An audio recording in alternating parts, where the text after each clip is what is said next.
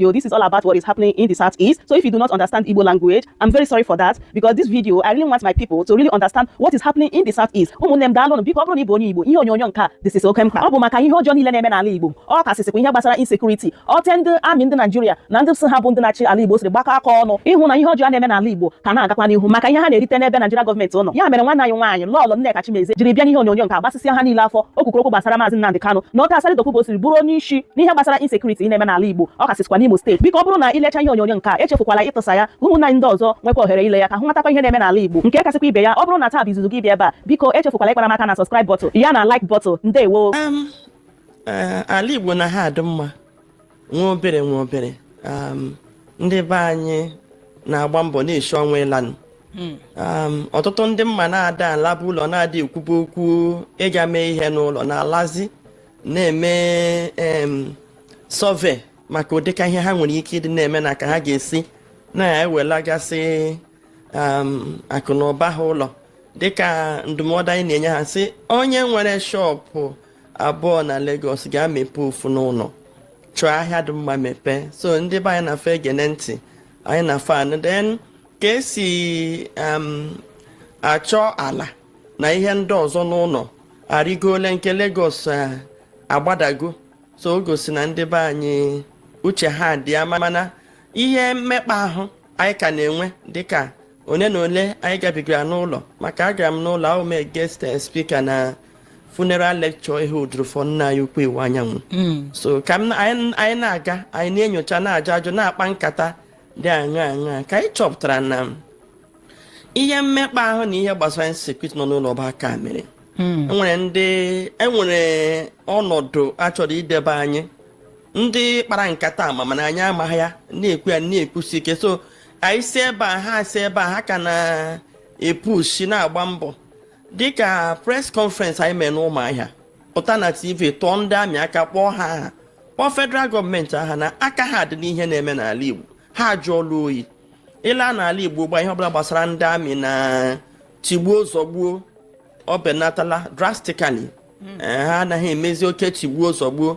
Then ị na-agakwa n'ụzọ ụgbọ ndị uwe ojii na ndị amị ahụ nọ n'ụzọ kaziwuru ndị Igbo dịka mbụ ọka na ndị ọzọ. So isi m kwuo mana aka nwekwara ọ na-adị m ka enwere plan create a sense of insecurity na Southeast. Then ndị Igbo na-ede akwụkwọ nọgasị na media, ndị nọ na social media ịmanụ ya ka ha ji eri nri na-achọ ka a na-arụ ọchị ka na-ebu propaganda na-akọwa na aka nwere lot of insecurity mana ọdọzi one ahụ n'ụlọ ugbu a. Isi m kwuo ụlọ adụtụla mma jutu oyi na-enye ndị be anyị nkwado ka onye ọbụla na-alụ ụlọ were anya na-achọ ihe ọ ga-eme, maka na ihe anyị na-aghọtahụ ụbara mmadụ wụ the highest form of security.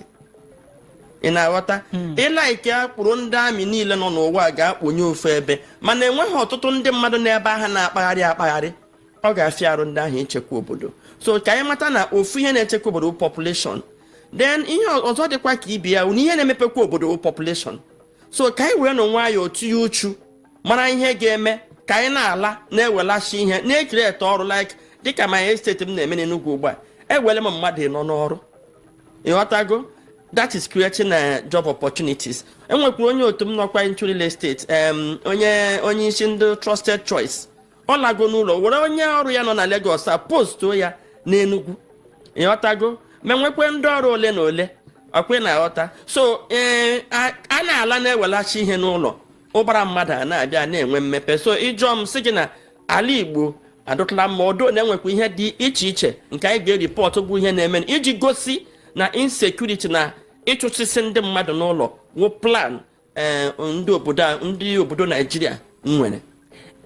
Isi n'ala Igbo adịwala mma. Ihe mere n'ehime mba nnọọ maka na ama m na ị nwetara akụkọ ịhụ gị ihe mere n'ehime mba nnọọ na ndị ọnọ gọọmenti na ndị wakpokwara ndị agha egbukwe ndị agha mmadụ abụọ maọbụ atọ. Kedu ka ehime mba nnọọ dị? Kedu akụkọ ị nwetara n'ehime mba nnọọ?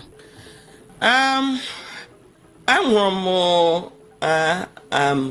onye isi na-achị youth n'obodo a ihe a mere gọgọgọ Comrade Ekpæ, maka na anyị nwa bụ ịwachọ ha n'iripọtụ ihe ọbụla anyị na-alaiki iji ihe n'aka ka ọ ji abasị gị pụta bịa kwuo ka isi wee jee na dịka nke aba oge a kpara ripọtụ nke aba anyị taa gosi anyị ihe onyonyo wee gosi anyị ihe onyonyo ebe ụmụ nwoke anyị yi pants a na-akpakpu ha na Black Maria so anyị ji nke aha n'aka anyị jezie kwuo okwu ndị amị sọwasị anyị egosi ha anyị ịghọtago so mgbe nke a na-ekwu anyị wee fụta nwa amadi a bụ onye na-achịkwa youth jụba kedu ihe na-eme n'obodo unu o wee gwa anyị na ha pụta n'ụra fụ ka e mere announce na TVC na a ga-ekpola ndị ala majiri n'ala Igbo so ndị be ha wee jụba ihe na-eme wee bọkasịba ihe na-eme o wee bụrụ na otu ka ochi wee kọwa o wee dịka enwere ka aka ndị atụrụ ọchịchị ndị nọ na National Assembly ndị obodo ahụ siri aka ha ji wee dị na ikpote ndị a obodo wee na-agba yara ndị obodo a wee na-esi ọnwụ na-asị na ụdị ihe a adịghị mma ka o mee o wee bụrụzie na ha nọkwa n'ụra ofu mbọsị aga mụnye ofe ebe ọkụ ebe nwa na-asị a ga-etinye ndị ala majiri amụnye ya ọkụ ka a mụchasịsịrị ihe ọkụ ka a na-amụkwa ihe ọkụ na mkpọtụ niile ahụ e mere site n'anyasị n'ụtụtụ afụ ha amị ahụ polisi bịa chalenje ndị na-agba ihe ọkụ o ruzie n'ụtụtụ ebidozie ụmụ okorobịa nọ n'obodo ahụ na be ha onye abịa eme ya arrest na-emezi ụmụ okorobịa nọ na ya bụ ihe ha anyị na-ekwusị na ụmụ ihe ndị a na-eme na otu a ka esi wee ruo n'ọlụ ihe mee n'ọlụ ememecha ụmụ okorobịa nọ na ọlụ arrest ọlụ kịta agbaala ọsọ isi ihe dịka ọlụ town na-agbago ihe ala ohi eruchiene oge m dị young m na-aga secondary school far back as 1980 to 1990 ebe ahụ emepechana in fact asa 2 years ago ebe ahụ na-ekwo enwere ụdị ihe na-aga afụ n'iro a ohi eruchie n'iro niile ahụ niile n'ebe ahụ agbaala ọsọ ndị na-achụ ha abụdị ma ọ bụ ndị unknown gọọmenti nọ ndị amị eme ha atakụ n'ụzọ ha ga-agbawa obodo ahụ ọkụ jikọwa ụmụ okorobịa and onye jide ada alọta unu ruo na popular eko ụtụtụ onye ọbụla bụ onye ọlụ ndị Nnewi South ga-ama ahịa na-akpọ ahịa eko ụtụtụ bụ ahịa dịbara gboo bifo amụọ ma nna anyị ha ahịa eko ụtụtụ tata ada azụzi ya azụ eko ụtụtụ kwụ n'ọfịa oruchigo n'ọfịa ebe ahụ ka ndị amị bizi na eko ụtụtụ ada azụzụ ahịa na eko ụtụtụ gịnị mere na egburu mmadụ nweta isi mmadụ na eko ụtụtụ ndị amị wee gbaa eko ụtụtụ ọkụ wee chụsịa ndị na-azụ ahịa now ajụjụ m na-ajụ bụ a na-emezi egbuo mmadụ amị atụtụsịwazi obodo ekwoche maka ha kpọtazie ha ebe ahụ n'ụdị aṅa anyị wee na-afụ na ihe a aka mere ya na plan bụ na ewere unknown gọọmenti na-asị dịka ụbọchị kpata na East ha mezie ihe maka ọha nwa bụ ndị ha asị ha na ndị amị na-arụkọ ọha nwa bụ ndị a ga-eme ebe bụ na ndị amị ma ha maka dịka asị dịka ụbọchị wee kwuo ndị amị ma ha maka ọ sị na ha na ndị amị na-arụkọ so ndị amị ga-amanụ ndị nwu ndị ọrụ ya ọha ka a ga-eme ha bụrụ na ngwa ọrụ ha ji arụ ọrụ na-agafe n'ụzọ ndị amị ama nkwụsị ha maka na ịbịala anya na ndị yuutu anyị egwu adịghị ekwede ha pụta n'iro ya fozie nke ibudori egbe akpagharị sọsọ ndị nwere ikikere ibu egbe kpagharị awụ ndị ahụ ha na ndị amị ndị federal gọọmenti kpọbatara ha na ndị amị na-arụkọ so nchọpụta anyị ugbu a bụ ha dunye ndị ahụ ga mee crime ka e were si n'obodo ha wee gbabazie obodo ọkụ tụsụwa ụmụ okorobịa anyị ka ha wee nwee ike ọ na-aga na line bute ezigbote aghụghọ dịka anyị si wee chọpụta nọ ihe megen ha emechaa na nke ọlụ banye na Aba ewetụga press conference ahụ anyị pụta jụọ ha ajụjụ si ha gịnị ka a ga-esi kpọtazi ụlọ si insecurity anyị na-afụkwa ha tupu na-abịa anọ nwere ihe na-eme na East before ndị amị abịa nọ a na-enwe sitatum ha wee bịa ka ha kwụsị sitatum ozugbo ha bịaziri crime si n'elu si n'ala na-amastasị ebe ọ nọzi gbazi anyị gharị bụ na ndị anyị enwebeghị mbọsị asị apụtara n'ọgbọ ha na ndị mmadụ agba egbe anyị ahụ ozu mma anụgide ụda egbe nụcha ahụzi apụta n'otu hụ ozu ndị ha gbagburu ahụ ha kpọọ ihu ha nwee ebe ha si o meghabeghị kama nnọọ anyị na-anụ na emere ha atak na-agbagburu ha ọzọ anyị ga-anụzi iwu vileji nọzi n'akụkụ ebe ahụ ndị amị eburuzie budoza buru amodka buru double barrel gbawazie obodo wee chụsụsịwazi ọsọ ọta maka enwere onye chọrọ ịnwụnụ so mgbe anyị bịa chọpụta na ihe ha na-emezi ntụde na nyocha maka anyị laa n'ụlọ nyocha ọfụma mgbe ha chọrọ ime nke a bụ anyị kwopụ ọsọ gwazie ha ngwa ha lawazie na ebe ọ bụ na ndị nwa na-akpọta ha bịa lụọ ọkazighị ike ha lawazie ọ dị ka kemgbe ha esewela okwu asị jizi wee pụta na TV wee kwuo na ha were ya n'ọrụ ha pụtakwa kwuo na ha were Asari na-anụkwa ihe gọọmenti na taụtụ na-ekwu Asari si na ha nyere ya ọrụ ha sị ha nye ha Asari ọrụ ha eme ya arrest mebi ha anaghị akwụzi Asari ụgwọ Asari werezi egbe na-eme ha atak ka ha wee kpuchie ihe ha na-eme ka asịkwa na-enwe onye a na-eme ha jidezie plan arịa saala anyị wee kwuo ya n'ihu komkom ngwa ụnụ labazie na ndị akarago ụnụ ike ka anyị mara nke anyị na bikos anyị na-alụzi ọgụ na two fronts.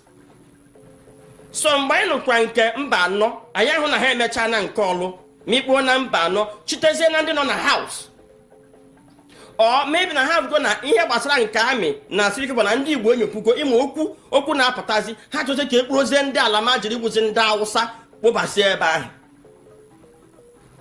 So ndị obodo ka ha na-emekwa ihe ahụ ka ndị obodo kwuru okwu ha agakwa agbakwa ebe ahụ ọkụ bidozie mara ma amị jụ n'ebe ahụ ndị na-aga agba ihe ọka ha kwesịrị ịfụ na ha ka eji ihe ha ji nọdụ ebe ahụ na kedu ka ndị amị na ndị polisi ga-eji nọdụ aga ịgba ihe ahụ ọkụ obere ihe gwakworu ụlọ sinetọ ọkụ ebee ka ha nọzi ha nwabụzi ndị nche ebee ka ha nọzi o ruzie ka a gbachaziri ihe niile n'ọkụ rụchọ ọrụ ha n'anyasị chifozie ikekwe nwe okorobịa mebie taa m mụrụ nwa ahụ na m bụ onye mba nnọọ ikekwe nwa mgba anaghị chi Legọs laa aga buru nwa m onye Igbo onye ọbụla nọkwa ebe ọ na ma ndị n'obodo oyibo ma ndị na-ebe ha nọ na-aṅụrị nobody is safe maybe ha mechaa ihe a na-eme ụlọ blọk zi anyị anya amala nwụzi egbu anyị ka eji egbu ya 1966. So onye ọbụla lite mepee anya mụrụ anya maka na mgbe e gburu ndị Igbo na 1966 ihe awụ nkata akpara for years dịka echewezi opportunity dịka eketoga na-akpa nkata maka ndị Igbo ewezi opportunity IPOB achịkwa IPOB asị ha mebatazie continue ebe ha kwụsị na 1966. The pogrom have not stopped. I stand to be corrected. Ka ndị Igbo mụrụ maka ndị na-agbakasọ ịnọ n'ebe ị na-eme nọ IPOB ka m jikene ndị be anyị na-ekwu these boys nwa onye ewu these boys ahụ ọnwa m ọpụtachọ na ụmụnna ahụ bụ these boys ka anyị gwa onwe anyị eziokwu 90% of ndị Igbo bụ IPOB at heart. We might not come out to protest maka ihe these people na-ekwu ọ bụ eziokwu enwe ọtụtụ ihe Nnamdi kwuru mana enwere leadership gap n'ala Igbo mezie ụmụaka ji wụbatazie ịma na asị na afọ ka emere eme ka afọ when the desirable is not available the available becomes what desirable. Mgbe ndị Igbo na-ele anya ka ndị na-achị ha ndị isi ha pụta na-eme ọfụrụ ihe na-ekwu ụfọdụ ihe ha ekweghị ụmụ okorobịa pụtazie esiwenụ ha otu ahụ. So mgbe ha bịazi fụ na ndị na-achị obodo ma ndị politicians ma ndị eze kwuzi okwu ewere ịtalị pịakpuo ha ọhịa na-ege nke ndị IPOB out of desperation ndị agakpụrụ ndị iro kpọbata chefuo na onye kpọbatara ndị iro onye iro na bie adịghị safe.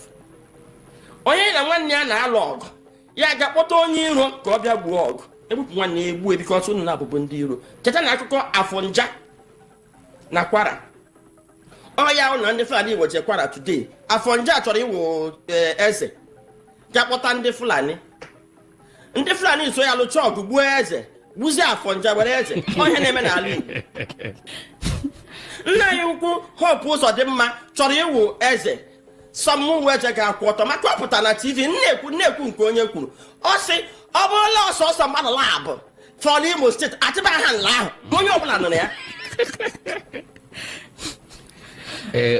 nke ndị ọ ga-ejizi egbe eme atụba nla ahụ omegbu ndị Imo steeti onye ga-akpọtazie ndị iro ha bịanye ha aka gbue nya ma lụkwa amara na egbu o sokwe wuru onye iro.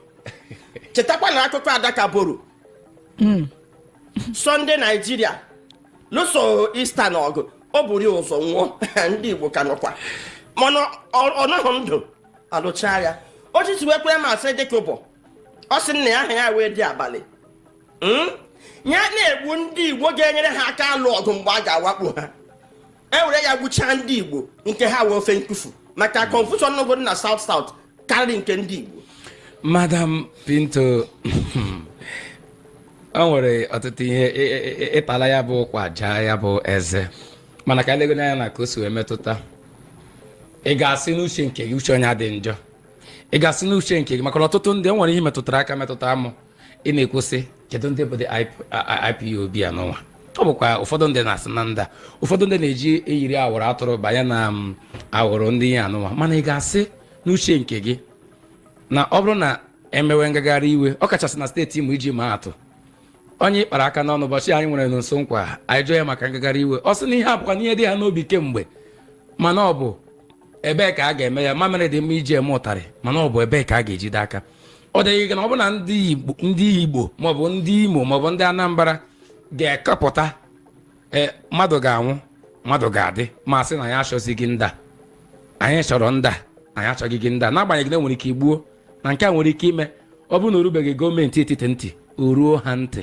Nke abụọ bụ ọ dịghị ka n'akụkụ nke ọzọ sị na ya bụ enweghị ezi nchekwa dịtụ ka ọ dịzighị ka ọ dị mbụ dịka ndị nta akụkọ si ekwu ọ dịghị ka ihe a bụ ụjọ mere ndị mmadụ ji wee gbafusie na be ha mere ịpụta ebe ahụ ọ dere jụụ n'ihi na ọ bụrụ na ndị mmadụ ka nọkwa ebe ahụ a ga-aga na-egbu mmadụ.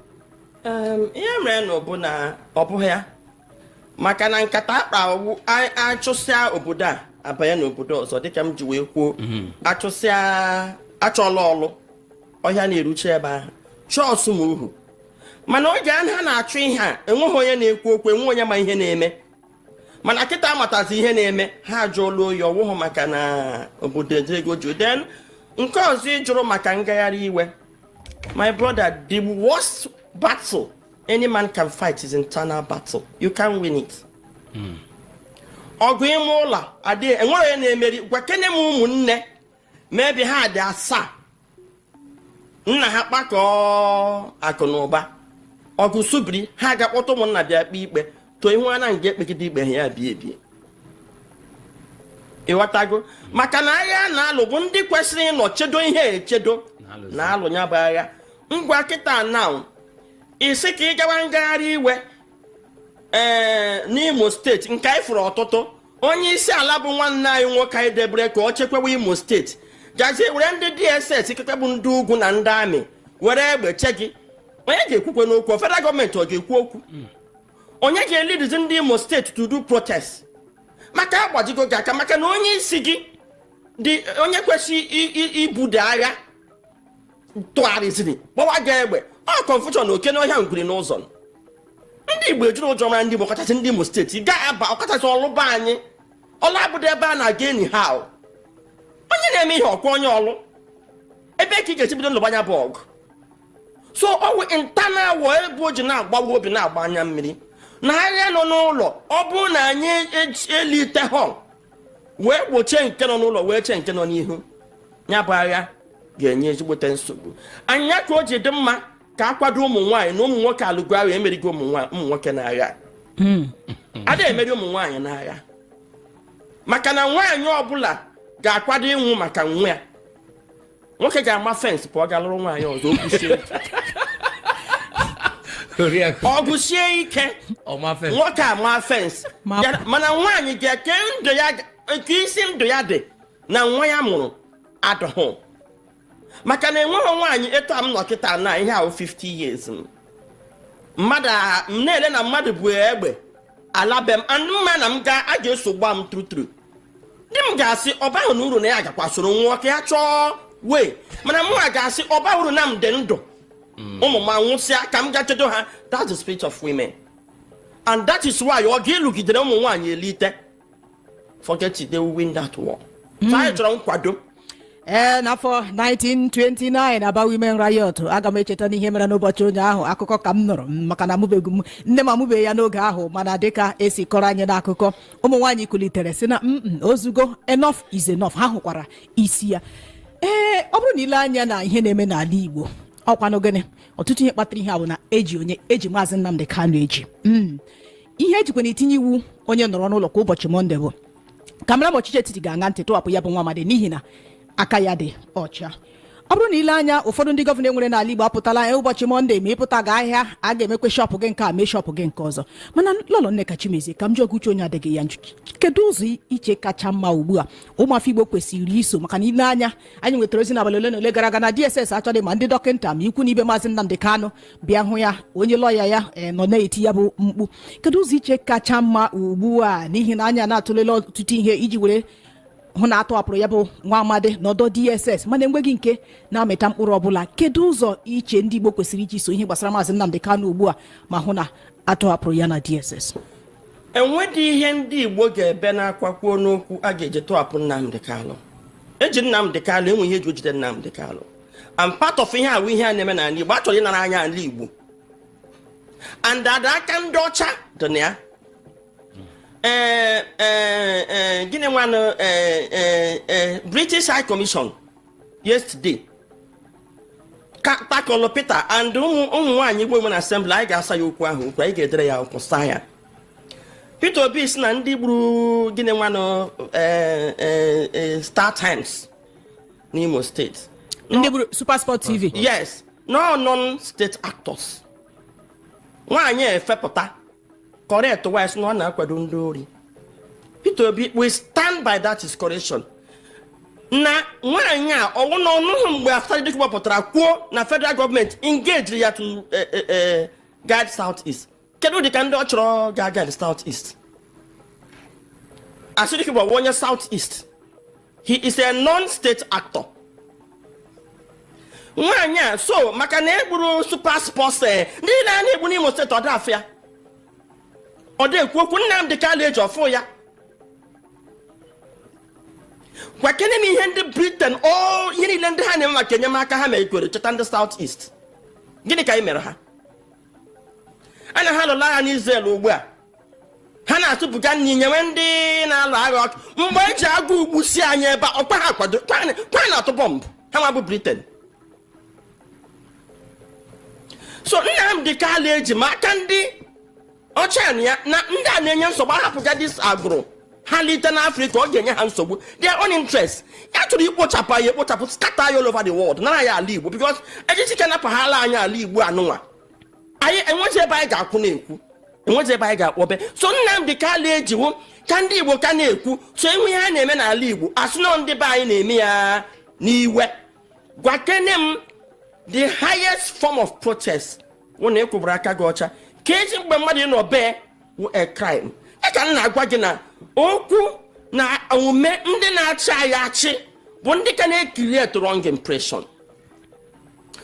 Ọ na ndị a na-achị anyị achị enweghị ike ịgbado sọkpa na-eput pressure na ebe ndị be anyị chọrọ ịdị na-eme ngagharị iwe nọdụ n'ụlọ ka ha tọhapụrụ ha nwa amadi a. Ngwa why not ha we push for ihe ndị mere ha elect chọrọ rather na ihe ndị their own masters chọrọ. Soludo enwe onye ọ na-enye nnu shop ị na-asị mepe shop gị ọ shop nwa gị enwe nwa gị dewere ebe anyị mepere shop kemgbe bịa na Anambra steeti ọmamgba data ema market ọmamgba arụrụ ya ka ihe gbasara ya ebe ahụ na ndị mmadụ nwe their shops and the side na-enwe nwanne ha eji and they protect ihe ọ kwesịrị ma ọkwa chere ọkwa kpọtara ndị a ka ha chụwa obodo ka eji ihe Soludo ga-eme ọwụ ihe ndị be ha chọrọ ka ọ ga-eme. Onye ka ọ na-ekwiri ọ gbasara ha na ya nni adịghị tax ya complete enwe tax ọ dị anata emegba ha gbakọrọ ego ole ha na-elu uzu ka ha nweta ka ha ji ya na-eme ọkwe na-aghọta. So Nnamdi Kanu ihe anyị nwebụ ndị Igbo ga-emewu ịkwụrụ continue agha Nnamdi na-alụ maka IPOB kwya from beginning na ha chọrọ inweta nwere nwa agbaghị egbe and ha kwụna ya egbe a na-agbawa Asari Dokubo ka federal government ada ezo ya menye ọkụ Asari Dokubo enwe any of them ihu litre no jo why ma ndị niile mgbe ahụ emegachita tom ndị na-ekwu okwu na ha ga-ebukwa business ha SouthEast mgbe ha nọzi na gịnị ka ha kwuru. So agha anyị front and back onye na-aghọ agha n'ime ụlọ na-aghọ nke ezi ọsọ ma Chukwu olitere tinye ya aka ka anyị rezon ekolikum in the honor of Nnamdi Kanu ka anyị continue ebe ọ kwụsị agbụzi anyị ncha ha bịa atọ anyị ncha nga kolikum a bụ na Nnamdi so na enwere nkata akpara ka ndị Fulani bịa nara anyị ala Igbo ọwụ na ọhụbe na ya nọgide ka anyị ka na-eche ka anyị lite tiwe we raise other curriculum on security and development of Southeast in honor of Nnamdi Kanu na-eme every year ha jidezie ya maka ọ dị m ka nwa amadi abụ Nnamdi fụ na ụmụnne ya afụghị ihe ọ na-ekwu kwado n'ụzọ na ị ga-esi akwado ngodo ebe ahụ ọ ga-ewere maka m agwagwu onwe m sị ụmụ m na ọ bụrụ na m nwụọ n'ihe a ha mara na m nwụọ maka ihe m kwenyere na ya Nnamdi nwụọ maka ihe ọ kwenyere in fact ana m agwa ndị mmadụ Nnamdi is a freedom fighter unu ezi ya nsogbu Mandela nọ 27 years ma nweta ihe ọ chọrọ anyị na-eti mkpu ha Nnamdi ọ dịka kama ka anyị bido maka na oge Mandela nọ ndị be ha nọrọ na-eti mkpu n'ụzọ dị iche iche ka anyị rezo a curriculum in his honor Chikweta ahụ continue agha ọ na-ebu site na ịkpa nkata maka security ịkpa nkata maka idevelop anyị Igbo na ndị be anyị natanụ ọ na-adị m ka nwa amadi anwụọ at least enwee ihe ehiwere a ga-eji erotie ụnọ na-aghọta Oriakụ Chimezie ọ bụrụ na ị na-anya ọtụtụ ndị n'agbanyeghị ụnyaahụ anyị nwere onye kọmishọna na-afụ maka mgbasa ozi na steeti Anambra anyị jụrụ ya ajụjụ anọnwa gbasatara ịkwanye ndị mmadụ ịmaka ala Igbo dị otu ihe ọ bụ ha detara sị na ọ bụ ụbọchị Mọnde ka ha wee na-eme maka ya bụ nwanne anyị nwoke ịpụta na-asị na ọ bụrụ na emepe ahịa emechi ahịa otu ọnwa ịmara ọ nwere ihe o kwuru n'ọsịsa nke ya ọ sị na Nnamdi Kanu na onwe ya pụtara si kwụsị ya bụ sit at home ụbọchị Mọnde nke mbụ nke abụọ bụ ndị Igbo ndị ọzọ nọ na steeti ndị ọzọ ndị na ọ jụrụ anyị ebe ka anyị na-asị ya na Lagos ọ jụrụ anyị ụnụnwa na na-eme sit at home ndị nọ na Abuja ha na-eme sit at home kemgbe na ọ bụrụ na ọ bụ ihe sit at home anụnwa ga-eme ka hapụ Maazị Nnamdi Kanu na-ahapụgo ya nke a bito na ịjụgo ajụjụ anụnwa ọ dịghị ka esi sọsọ ndị ala Igbo SouthEast ndị Igbo na SouthEast ka ntinye ono a ịdị na-eme sit at home maka na kemgbe izuụka gara aga ọtụtụ ndị akpọwago anyị toazụ na ndị Igbo ọ bụrụ na a ga-ekwe ka ọ bụrụ na steeti Lagos ya ndị Igbo niile ọ bụrụ ụbọchị Mọnde gbachie ahịa gị ndị ọzọ gaa ọ dị ka esi ona eme ya na steeti ndị ọzọ niile ndị Igbo nọ na steeti dị iche iche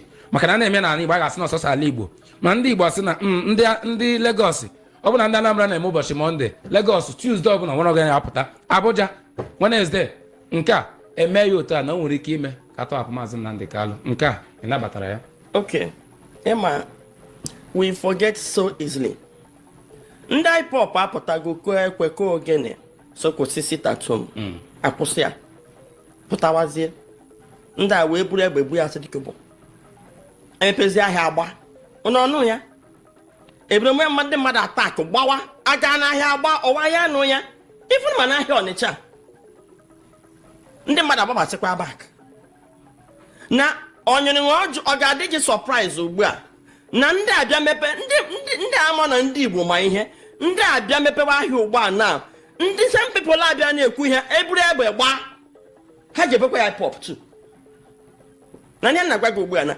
oke ọ bụrụ na ha kwuo sị na ha ga-eweta sekuriti ghasa kpọpụtazie ndị amị niile anụ a gburu agba ahịa okirikiri ka ifo ihe problem anyị na-enwe ewu anyị amaghị okwu a ga-atara ntị na okwu a ga-apụta n'ọha kwuo ihe gọvanọ kwesịrị ime bụ ọ ga-ya akpọ the leadership of the market kpọzie ndị osi ndị IPOB ndị otu Nnamdi si ha ọkwụ ụnụ so kwụsị sit at home ha si ọkwụ na akọla ejele ngwa bịanụ ka anyị na ndị ahịa ga mee meeting gwazie na ha pụtawazie ka ịnụ ihe ndị ahịa ga-agwa ha enwere ike mgbe a ga-akpacha ndị a ga-ezi a condition sa na ọ ga-epụtara mbụ abịa gbawa egbe ya amazi nke na-eme eme mgbe ahụ ihe a gwara ya wụ na IPOB etiwala ụzọ na-abụ na-enwe ndị kpetere nwe ndị na-ekpete ha ihe agwụzi ihe ji wee were nna mgbe ahụ ka ha mịbatara asa Dokubo agwara anyị ị na-aghọta ọnwụ na ihe ọ ga nwee meeting na-apụtaghị na press because ụta abịa mee ihe ugbu a na ndị akwado attack in case ndị abido ahịa ha bido ahịa ọ nọ na gọọmenti house were 1,500 militaries and security gbuo onwe ya okirikiri then ewezie ndị ime ahịa ọhịa abịada agbara ozu n'ala Igbo wuzi onye agbagboro ijelie ada ajụzi ese then agbarazie ha tọrọ ala ya bụ ya ndị IPOB ndị a mechikwa ahịa gị na-apakwa ha pụtakwa again are they mad? Sorry, I'm using this language.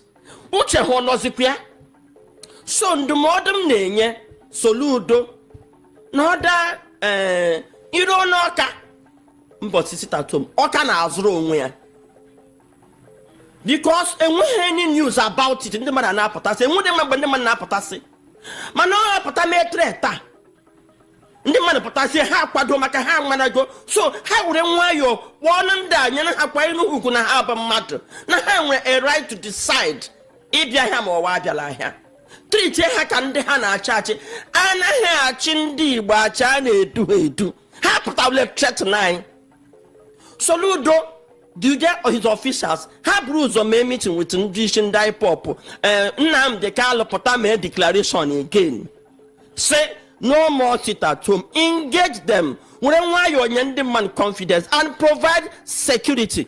Ibi ụgbọ na ịkpọje ndị official ahịa kpọta ndị ahịa nwere ike ịgwụ na ihe unu na-amaghị unu n'idoro ya man ọ dị ka mgbe anyị ga underground ihe na-eme n'ala Igbo wee bọstasị ahịa onye ndị mmadụ na-amarọ na ọ na-eme emesisi ya dị meeting ndị a nwere ike ịsị oge mba emepere abịa ma anyị attack ngwa governor you get provide right so and so security now we come out mana eme ihe secretly were security wee ga enwe ike ndị a ga-amazi ihe na-eme na ka o si aga so na ndị governor welu ya nwayọ na ha da ama ihe na-eme yonda Soludo wu governor na Anambra State mana ọ maghị na ndị amị ha tiri n'Osumohu chụrụ ndị Osumohu ha kara agbagbu m ebe ahụ jide m si na gọọmenti house na-abata na m ke moto m na ha na-ajụ m ebe m na-aga jugide m na-ajụ m na m na-aja asọ ọnwụ na-eme kidnapping otherwise eleghị onye ị ga-eji na-ajụ m ebe m na-aga m gwakwa gị n'ọnụ Nnewi ịjụọ m ebe jugide m gwakwa gị my village ị na-ajụzi m ebe m na-aga so m lere ụgbọ ụnụ bịa nwuru m so dị ha amaghị ihe na-eme underground de na-ebo ya IPOB onye ewuda IPOB a ọnwa gị nwa onye ewuda IPOB a na-eme crime they should come and answer us maka nwa mgbe onye Igbo lọlọ ndị kachi bezaburu n'ile anya n'abalị ole na ole gara aga Sunday Igboho gara mba UK ganye onye prime minista mba ahụ akwụkwọ edegara ya ka ndị Yoruba ka enwee Oduduwa Republic ka ndị Yoruba nọrọ onwe ha ka mba ahụ gara nye ya bụ akwụkwọ enweghị onye ọbụla pụtara kwuo na anwụchiri ya maọbụ akwụchi ya bụkwa nke tinyere ọnụ n'ọtụtụ ọnụ ụmụafọ Igbo bụkwa ebe ha na-ajụ ajụjụ sio a sị na onye Igbo gara jee mee ihe a ugbu a sị na ndị IPOB pụrụ njem a ga mba UK jee nye akwụkwọ a mma ndị agatala azụ gbuchie jụọ gị sị kedụkwana ihe mere ị chọrọ ije bute nkewa n'ala anyị bụ Naịjirịa mana Sunday Igboho mere ya enweghị onye nwụchibirili enweghị onye jụbirili ajụjụ ọbụla nke a bụ nke mbụ nke ọbụla jụrụ gị ugbu a biko ị na-egbu ya na nke nke abụọ wee bụrụ ọ bụrụ na ile anya Chief Emmanuel Iwanyanwụ aha eji aga mba anwụọ na bụkwa nke olili ya ga-adị n'abalị mbụ nke ọnwa Nọvemba iji njem ikpeazụ Chief Emmanuel Iwanyanwụ gara n'ọdọ DSS ga hụ Nnamdi Kanu ọlọgị ya bụ ije maka na ọ gachara ya bụ ije ịpụtakwara ebe a kwuo ya ọ gachara ya bụ ije ebe a ka nsogbu ahụ ya bidoro bụkwa nke mere o jiri nwụọ ọ dị gị ka ọnwụ Chief Emmanuel Iwanyanwụ nwụrụ nwere ike ịkpụlatụ azụ Maazị Nnamdi Kanu esi n'ọdọ DSS pụta na nkem ka m bido na nke Britain ihe niile ndị Yoruba na-aride awara ahụhụ Nnamdi Kanu na ndị Igbo try to get their freedom free of charge without shedding blood amataku today wo ahụ Nnamdi tara ipush for ECN ha use governor say ndị mgbe ahụ federal government Buhari atụwala ụjọ ndị Yoruba gbakwasara eme meeting ha kwalatara anya ha niile is today ha nwere eme today ha wala ndị nwere security on the blood of our own sons now Nnamdi Kanu dele several letters to British High Commission there to United Nations enwene nke na asara why had I say na njọ ndị Igbo n'ebe Britain nọ na they dare to chase them out of Nigeria through the women riot in 1920 now ihe chọ ndị Britain ịma akụkọ ịma ihe ndị Igbo anyị adịghị ekwuprabara suppress tata akụkọ na ihe mere ha Here with the first time in the whole world, wine in the log. I was able about 40 women. Kena bahana abia. Heji ube, heji anything. Nda we say, then he handles her chop to the bendi buno. Or ya keji coin and Nigeria, a whole 3 nations will call you on the car use Nigeria to suppress us, and they've continued. In the activities during the war. I love the war. Nele every hunger as a weapon of yes. See, today the whole world sat on it after Hannah acquired all over the world. Now, the same woman now no. A criminal see engage federal government. Already her alarm. Then they would say Onyanka, Yadaziku, name with criminals, na SouthEast. Tell Susan Yosi. 9 years and na the federal government hired criminals, push them to SouthEast because they're in power, and they are the ones that are causing mayhem, and we want them withdrawn. And we're going to write her. Iwa will write her to that effect. Maybe no matter. Then I get take it true history. No one can you say has a moment. Nka so can di go dozu na anya na aka Britain. No ni hene na Nigeria. Why any land name wepe any na chop tai wo tai sanwuga Igbo language will die in there. Mana ya to mgbe ga 2050. So ihe ga egbu aye egbu ihe na amra ya to. Ha na bia kwanye na ya aka ka ha bu na mma ha gire ka ha megere about it. So can di we problem no muru anya anyị na ha dialogue anyị na ha da aka ọnụ onye ọbụla ebe ọbụla nọ n'obodo oyibo nwee plan ịlọta na population na-edevelop obodo ha ngwa na anyị dị too careless hapụ ba anyị gbasịsịa ọfụrụ obere ihe ka achụpụkọrị anyị Nnamdi abịa rezo that alarm ndị mmadụ respect n'ala ha kpopụzie nke werezie insecurity and fear na-achịpụtacha even the youth nọ n'ụlọ na-amụ nwa na-achịpụtachizi so ka a ga-enwe procreation maka ha mana ịpụtazi ebe ọbụla bi kpasa. That's the plan. Can you buy now? Only equal Britain, I take Britain as have good enough for now. Can on the pan and Katai high game moon wine? Nnamdi Kanu has led the pace. Can I continue? Can from one to happy if you take on phone? Nnamdi Kanu present. Yes, sometimes emotions. You know, we are right. That's true, but Anya have to food. It's oku na mepanya that Nyabu body meprai. So in order to do that, can you read actually come in his honor Zobisio wine and Kawumbo Nanki Wanyam? Okamoto Shime Kone Matando Grania. Indeed, one on the yeah. We want you what you want, we swear more. I will shake Kamjimana, Anya Gula. Federal government, the DSS will be one young. Proof near. Iwanyan Buayo Noko or sustain during the war. Iwanyan would I stand here to say the only politician can wear Igbo interest, and he died for it. Only he so good here the last 10 years, and he died for it. Congratulations to him. Iwanyan Buayo Noko Ngaho Habru machine nobi. We're going to DSS letter Nnamdi Kanu. Kiwono. Agwami andi bo so go no ihe aka m chiri mkpu ya ebe emechia na ebe Iwanyanwu no ko were nke aha ga ko my parting gift we ro na DSS we gba na ona ha ga we nwe hiki sheba we nwe hiki ga ije 100 yards. Das Spiel beginnt jetzt mit einer 20 € Freiwette für Neukunden. Betano Sportwetten. Na no ga gali from Iro na prison yard from a prison yard to ebe Nnamdi Kanu no ruru over 1 kilometers. Asa habute no na habute wheelchair ha se enwe wheelchair. And the one who a man matala na Nigeria na all frustration can so you can't frustrate him. You want we up. We gapa here with ngaho how with age 82 years. We gagidi garuzie ucha Nnamdi Kanu. Ki wanya na apota odozie ha na iwanya wa ge boat ya apota there. Wheelchair is from nowhere, Pota. How raise the wheelchair? Well, also see one indirectly. Gaga Pupu and Moti, one young Gachi Jan. Pota on the press conference or release. They want to kill me. I gonna ya. You want young with the last word, you want to do there by ICU. You want young with the hair. In the hand, you want young with Gijan. Jasha. How would I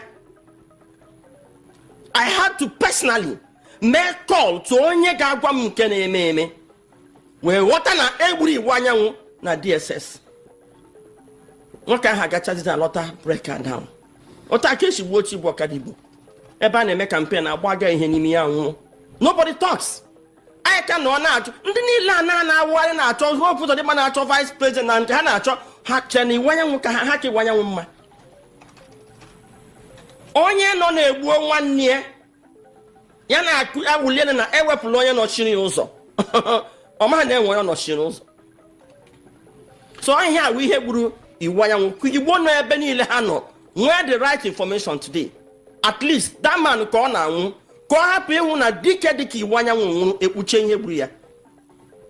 So tak iwu anyanwụ shiwe nwụrụ. Lolo Chimezie ọ bụrụ na ị na-anya anyị na-anụ kepụ dịka ihe i kwuru iwu anyanwụ gbalịrị agbalị n'ụzọ nke ya o mewere ma chi ekweghị onye ụtata na ya. Ka iwu anyanwụ nwụpụrụ anyị na-anụzi kepụ a na-azọkwa onye ga-abụ onye isi ọha na eze ndị Igbo a na-azọkwa ọ dịghị ka ihe nke a bụ ihere nye ndị ọbụ ma ndị ọbụ mana ebubo mana ntụgharị mana atụmatụ na ọ bụ ihere kwesịrị imegbu ndị a niile na-eme akabeghị ili ya ha na-achọ na ha na-azọ onye ga-abụ onye isi. Enwere m personal relationship with iwu anyanwụ. Iwu anyanwụ ogunọtọ ga-esiri ezo aba glassị ịma ọwa na injinia aba glassị ndị ọzọ iwu anyanwụ even nke ahụ ọha agala Igbo niile round wee hụ ihe a ga-ere ezicha. Iwu anyanwụ rụọ ọnụ gị ọha na-eze wute ego. Ịma 80% of problem wee nwere with the executive.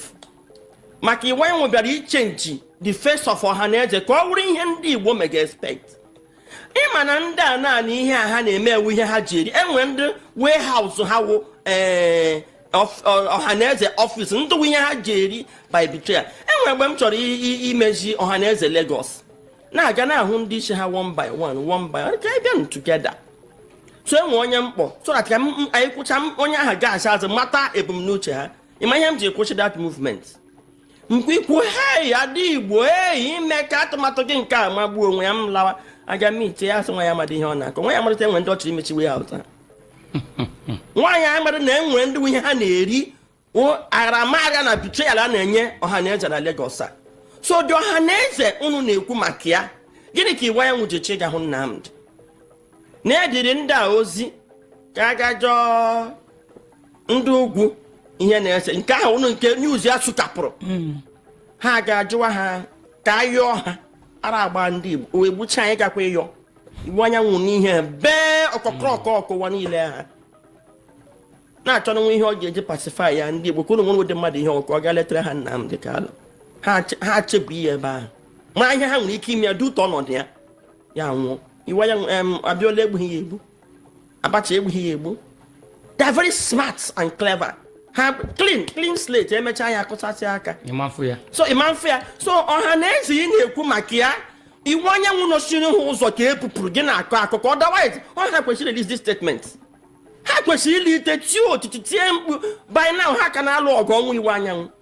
That is to show you so ndị m ekwu okwu ekwuga ebe ọha na eze nọ no ndị m ekwu okwu ekwuga ebe ọha na eze nọ onye Igbo na ebe ọ nọ lite nke ị ga-emenwu mee ana m eme nke m ga-eme mama ị na-ekwu okwu ọha na eze for now chefuo ọha na eze ha wụ nya ya wụ na a na-ekwu enwe leadership gap ọha na eze without leadership je nwere anyị porous otu anyị dị hapụga ndị gọvanọ afenifere na stand against governors of Southwest kwechiri they stood against Tinubu during election fight against him na ebe ha na-achọ ọdịmma ndị Igbo kwuru na ekwusi ike ọha na eze wụ nke ndị Igbo was neither here nor there.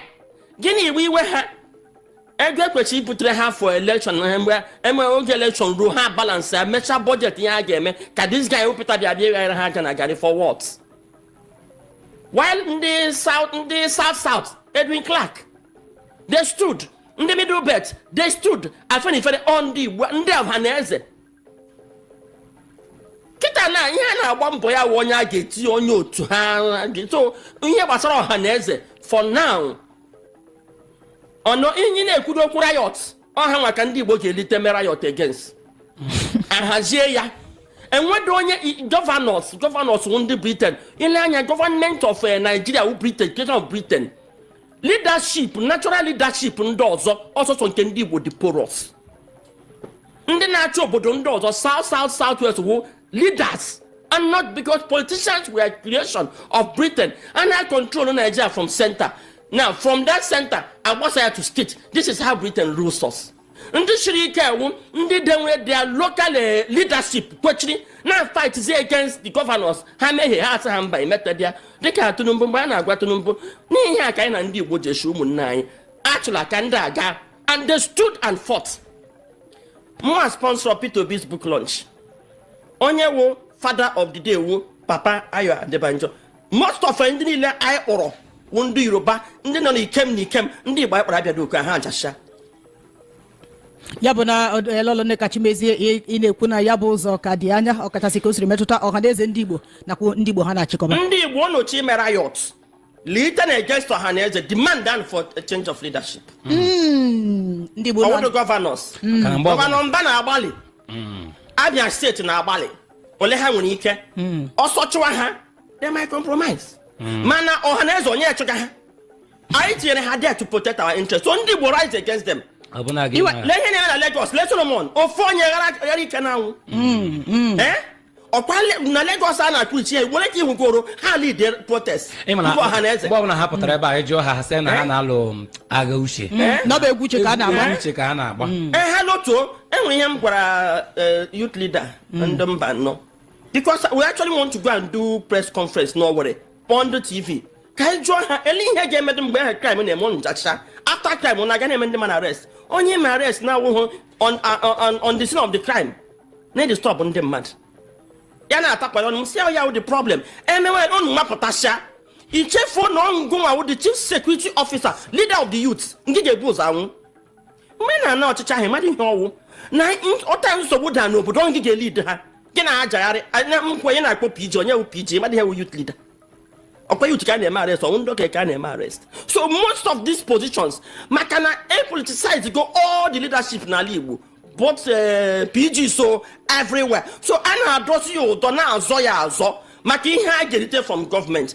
So the interests of the people are gone. So ndị Igbo should rise against their leaders, not political leaders, but against their leaders that should now stand and challenge most of the things in the political leaders na-eme na-adịghị mma. Start shooting animals in the name of chasing Fulani. We are not chasing any ethnic group from our land. I have made it very clear. If you go after ethnic group, you become a terrorist. We are not going after ethnic groups. We are going after the terrorist army, police, and every Nigerian forces that carries gun. That is the people we are going after. Because once you go after them, you have uprooted the people in the bush. If you go after ethnic group in the name of Fati Fulani, you are a terrorist. This is the international law that many idiots don't know. If you go after Fulani in the forest in the name of fighting terrorism. Oh no, one is n'ala Igbo na-eme ihe ọ na-eme si na ọwụ kwere m ka eji na-eme ya ọwụ kwere n'ihi I love my people very much and they know it. I don't want all this anybody involved. I've been hearing about idiots talking all over the place. Some fools trying to be relevant because of Biafra or trying to use my name to gain relevance. I don't want it. I don't want any killings, no kidnapping. All this nonsense are alien to us as a people. I don't know where these animals came from. They are taking advantage of the fact that I'm in detention. But it will soon end. Welcome viewers to Biafra Battle Cry TV. Biafra is our religion, and here in Biafra is where we worship. We are loyalists to the leader of the indigenous people of Biafra, Mazi Nnamdi Kanu. We also vehemently reject any activity of the evil beast, the commander-in-chief of gunmen in exile, a self-acclaimed prime terrorist who specialized in kidnapping innocent people in Biafra land in the name of IPOB. The prime terrorist has came up heavily to send precautions to anybody that should go against Fulani herdsmen. He is a terrorist. Please share, like, and subscribe to our channel. See you soon on another video. Thanks for watching.